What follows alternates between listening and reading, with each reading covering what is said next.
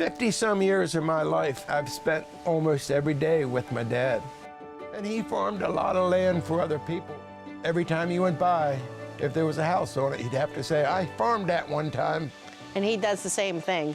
He says, I used to farm that. Yeah, I know you did, dear.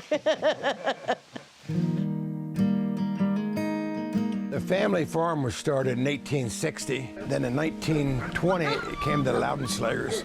I've been on the farm since 1980. We started milking cows, and then I quit milking cows in 2005. The boys took over. My son farms 500 acres, and Colin Fry married my daughter last September. He's farming the home farm there where the first preserved farm was. It's 100 acres. I've added 3 tracts of ground that's going to be preserved this year to that 100 acres for amber. I realized early on in my life that if you don't give your property to the kids when they're young, when they're 40 and 50, they don't want it. They have their own life away from yours. So I wanted to make sure the kids had something, some roots here, and learn to love it.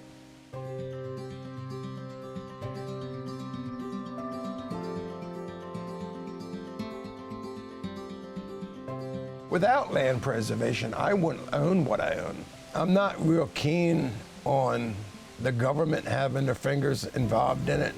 That's why I was looking for private people to deal with instead of government officials. Manada Conservancy preserved the home farm first, and then we preserved 43 acres of swampland. And as I grew older, I found out that we need to save more of our ground. Every time I had got money back from land preservation, I would literally go to a neighbor and say, hey, I just preserved. I would like to buy yours and have the opportunity to preserve it. And it worked.